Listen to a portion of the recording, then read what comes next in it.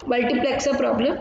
Realize the function f of w x y z summation m 0, 1, 5, 6, 7, 9, 12, 15. Select wx as s1, s0 respectively. Implement this using multiplexer. Okay. So here w and x are the select lines s1 and s0. If w is s1, x is s0, 0, 0. If I0 is selected, 0, 1, I1 is selected, 1, 0, I2 is selected, 1, 1, I3 is selected. Now how do we do this, students? Just draw a 4 variable K-map now. Okay. So this is wx, this is y and z. Okay. This is 0, 0. This is 0, 1, 1, 1, 1, 0, yz 0, 0, 0, 1, 1, 1, 1, 0. This is a row, this is second row, this is a third row. Okay. So 0, 0, where wx is 0, 0, that is I0. So this is entire row is I0.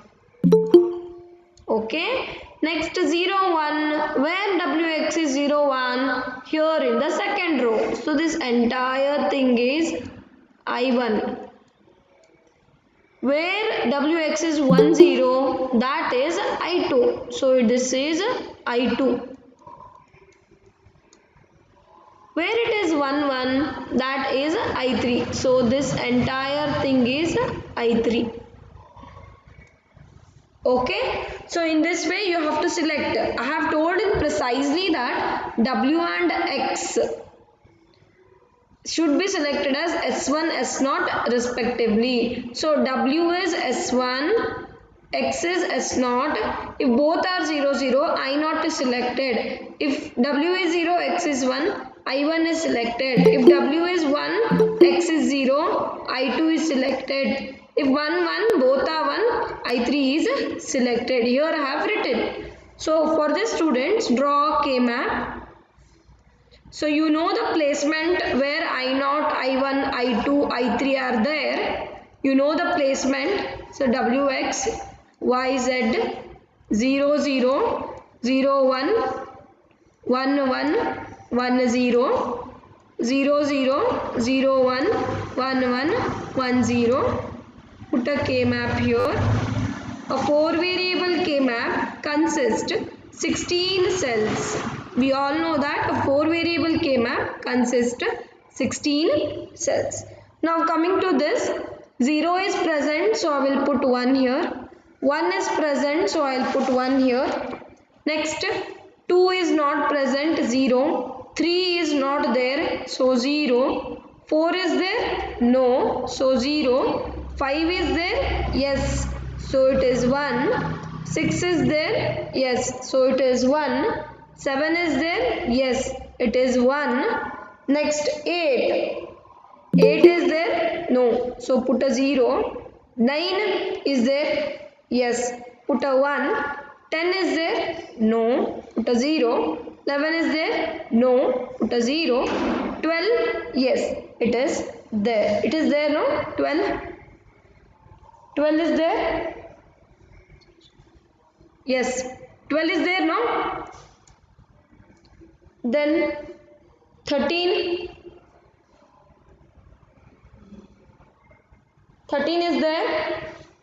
Students, you are not replying. It is not there. 14 is not there. 15, it is there. Right? So, right now, so I0 map. So, how do you draw this I0 map? Like this. Wx being 0, 0. Yz being 0, 0, 0, 1, 1, 1, 1, 0. 1, 1, 0, 0. So group this. What you will get? What you will get? Y bar, isn't it? So for this you got y bar. So for this what you will get? I1 map this group this and this. What you will get here? Z plus what you will get here? Y. Here what you got here? Here what you got? Single and single. So what you will get here? Y bar Z bar plus YZ. Next what you will get here? For this I2 map you will get what? Y bar Z. So I0 is Y bar, I1 is Y plus Z, I2 is Y bar Z, I3 is Y Z plus Y bar Z bar. It is a XNOR gate. Okay. So just implement this using 4:1 mux. Okay. So here we have a 4:1 mux. 4:1 mux written like this. 4:1 mux. So I0, I1, I2, I3, E. Select lines. 1F. So this is I0, I1, I2, I3. This is E. This is S1, S0, F. W is given as S1, X is given as S0. So 1 I0 was what? Y bar. I1 was a what? You can see here in the previous slide. I0 is Y bar. I1 is Y plus Z. Okay. So this is I1 is Y plus Z.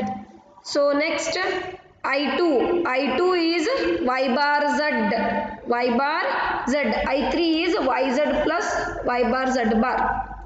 Okay. So here I2 is Y bar Z, I3 is Y bar Z bar plus YZ. Okay, this is tied to 1. So this is the output F. So this is the solution. So this is the solution for the problem. Okay, so here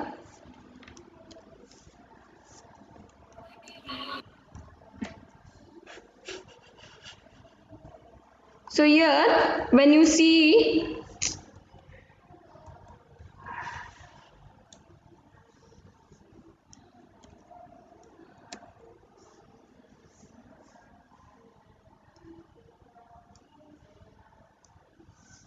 two is to 1 mux. Okay, so how to do OR gate using 2 is to 1 mux. So Y plus Z I will write. So Y Z F 0 0 0 1 1 0 1 1 0 or 0 0 0 or 1 1 1 or 0 1 1 or 1 is 1. So here I just draw a 2 is to 1 mux. Okay, I0 I1 F. Select line. Select line I have given it to Y. This is the output. So when Y is 0, I0 is 0 means when Y is 0. So see here, when Y is 0, you can see this F is equal to Z. When Y is 0, F is equal to Z. So when Y is 0, Z will be passed to the F. Next, when Y is 1, what is the output F? It is 1. So when here y select line I1 is, when y is 1 here, what is output f? It is 1. So just write 1. So when y is 0, z is transferred to the f. When y is 1 is transferred to the f. This is how you implement a OR gate. This is how you implement a OR gate. Next, coming to this AND gate. Okay students, implement AND gate using 2:1 mux. How do we do that students? Y, Z, F and get truth table. I will write 0, 0, 0, 1, 1, 0, 1, 1. 0 and 0 is 0. 0 and 1 is 0. 1 and 0 is 0. 1 and 1 is 1. Implement this using 2:1 mux. So here I0, I1, select line F. So I will choose Y as a select line when Y is 0, when Y is 1. So here when Y is 0, what is the output? 0. So write 0. When Y is 1, what is the output? F is equal to Z. You can see here F is equal to 0. F is 0, Y, Z is 0. F is 1, Z is 1. So you can just write Z here. So this will implement, the output of this will be, F will be Y into Z. This is how you implement AND gate using 2:1 mux. Similarly, you can implement today's homework. XOR gate you implement, XNOR gate you implement using 2:1 mux.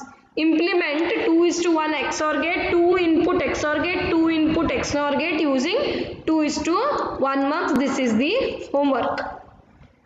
Okay. Unit 3 programmable logic devices. Unit 3 programmable logic devices. Okay, so here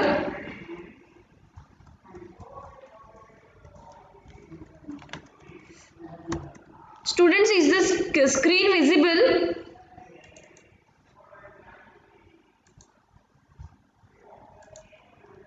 Okay, so this is a general structure of the PLDs. Okay, what are PLDs? PLDs are nothing but programmable logic devices. Okay, so here in the programmable logic devices, I would like to just give you an introduction.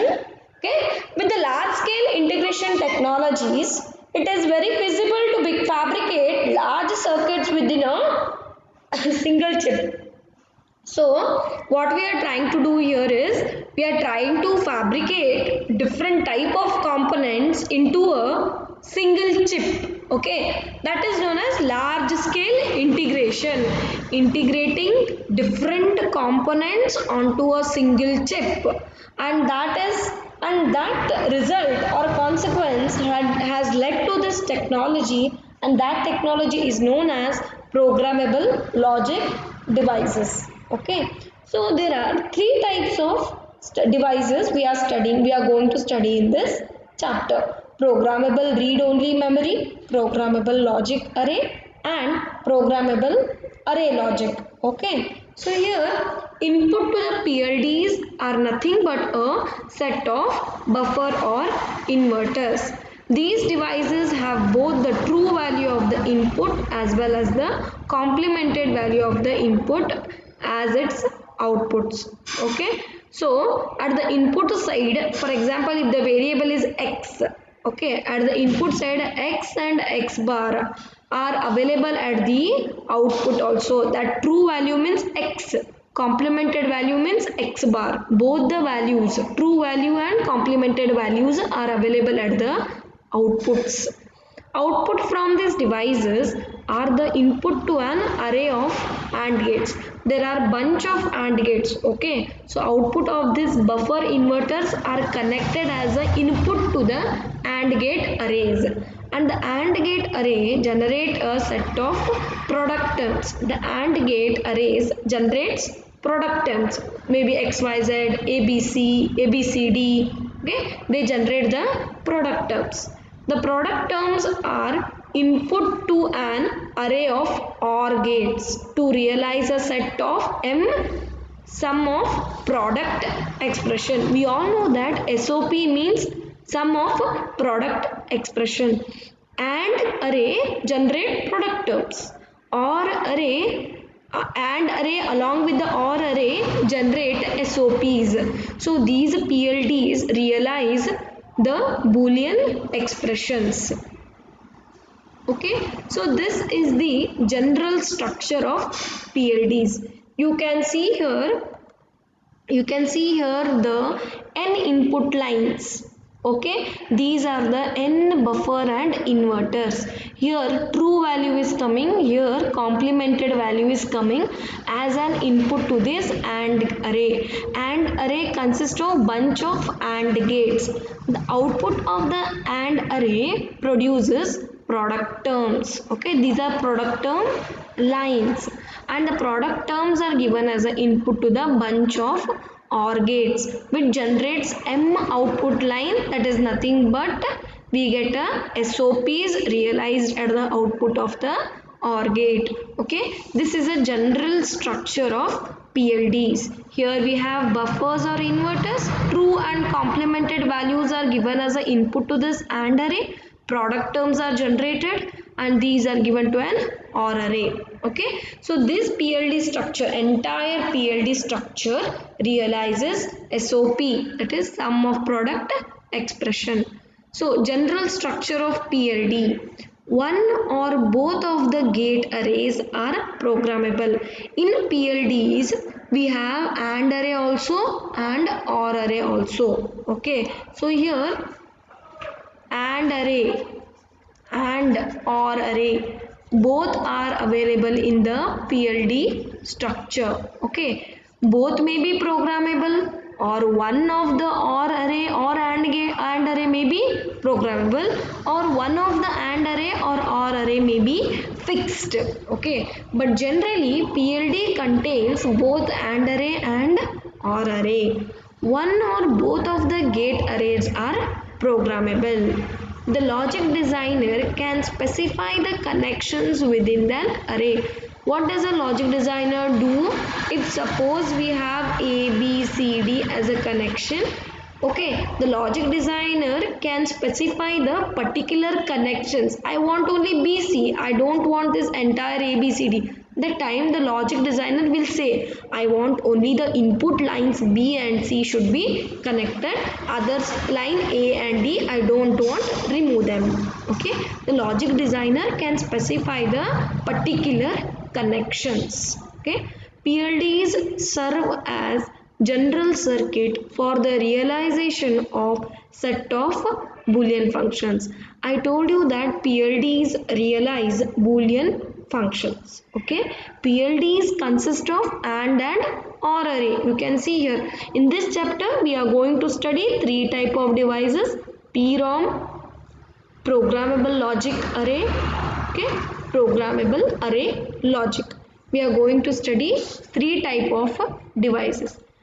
So here we can see AND array and OR array. AND array is fixed in PROM and OR array is programmable in PROM. Next, in programmable logic array, AND array is programmable, OR array is also programmable. So in programmable logic array, both AND array and OR array are programmable. Okay, programmable array logic, AND array is programmable, OR array is fixed. Okay, so we are going to study three type of devices. All these devices contain AND array and OR array. Both the arrays are present. Either they are programmable or either they are fixed in all three type of devices. Okay, so this one you understood. So next, how to program these PLDs. We have here in a programmable array, the connections to each gate can be modified. That means the connections can be changed. It is programming. Simple approach is to have each of the gate inputs connected to a fuse. Student, this curve lines you can see, these are known as fuse. Programming by blowing fuses. How do you program a gate or a PLD? By blowing the fuses. So now this one before programming and this one is after programming. So this gate realizes the product term A, B, C, D. All the fuses are intact. Here A and D are open and hence this AND gate realizes BC. So this is programmed. How do you program? By blowing the fuses you program it. Okay. A and D are not connected, they are open. Hence this logic gate realizes the product term BC. Okay. So the first gate realizes product term ABCD. To generate the product term BC, we remove the A and D connections by blowing the fuses. Okay. How do we blow the fuses? Programming is nothing but blowing the fuses, and that is known as hardware procedure. Programming or blowing the fuse. Programming means blowing the fuses, and that is a hardware procedure. Specialized equipment called programmers is needed to carry out the programming of PLD. Okay, so special type of equipments are needed. Those are known as programmers to carry out the programming of PLDs. Programming a PLD. Erasable PLD connections can be reset to their original conditions and then reprogrammed. Means you can have a doubt that whether it can be reprogrammed or no. So if we have a product term ABCD, if it has blown BC, we can again take it back to the original condition and then again reprogrammed. It can be achieved by exposing the PLD to UV ultraviolet light or using electrical signals. How do you do the programming? By exposing the PLD to ultraviolet light or to electrical signals. PLDs programmed by a user are called field programmable. Okay. So here in this third point it says that user can also specify the desired connections and supply the information to the manufacturer. Manufacturer, what he will do? He will prepare an overlay, that is outlet. Okay, overlay which line has to be programmed, which input lines has not to be programmed. He will prepare an overlay which contains the connections of the PLD, that is the use to complete the connections as the last step in the fabrication process. Okay, so what the user will do? User will specify which connections he require and which connections he doesn't require, and that particular information is passed to the manufacturer. Manufacturer will prepare an overlay, and then that gives us the completeness of the connections, and that will be the last step in the fabrication process. Okay. PLD notation. It is a simplified notation. Each gate has only a single input line. Inputs are indicated by lines at right angles to the single gate lines. So you can see this. A cross at the intersection denotes a fusible link that is intact. Okay, so you can see here, A, B, C. What this is equivalent to this. That means we have a crossbar here. We have a crossbar. You can see this one, this one. So this gate and this are equivalent to each other. So this one here, A, B, C, these fuses are intact. So here we have all the intact connections A, B, C. Similarly, in the above one, this is an AND gate. This is a OR gate. Okay. So this will realize A, B, C, and this will realize A plus B plus C. All the connections are intact. Okay. And these are nothing but fuses. What are these? These lines are fuses. Okay. So next we have PLD notation. Lack of cross indicates the fuse is blown or not blown. That means it says that, see here students, B is fuse is not there here. So there is no cross mark. Lack of cross indicates the fuse is blown or not blown, right? If B has no fuse, so there is no cross mark here. It means there is no connection. So this one will yield a product term AC. Okay, you can see here in C there is no fuse. No fuse means there is no cross mark. So this will generate a product term AB. Okay. So PLD notation, the occurrence of a hard-wired connection that is not fusible is indicated by a junction dot. So here you can see ABC, no? This will generate ABC. If you have a doubt, junction dots are also there here. These both are equivalent. These both are equivalent. Same. Equivalent means same. Okay. This is also same. We have a junction dots here. Okay. This is generate A plus B plus C. This will generate A, B, C. Okay. So junction dots are also used to show the connections of a simple AND gate, normal AND gate and normal OR gate. For the special case when all the input fuses to a gate are kept intact, a cross is placed inside the gate symbol. That is, here see here all the fuses are intact. So this can also be written A is closed, so put a cross mark. B is closed, so put a cross mark. C is also closed, put a cross mark. Okay, so if all the cross marks are there, no, it can also be written as kept open here. Inside the gate, if you put a cross mark, no, all connections are intact. All connections are joined. Okay, so this a cross mark inside a AND gate says that all the connections are intact or joined. Okay, similarly for OR gate, if you have a cross mark, then there is a connection. Okay, you put a cross mark to this, it says that all the connections are intact for this OR gate. Okay, a cross mark indicates that input line is connected to the gate. Okay, so I think this much is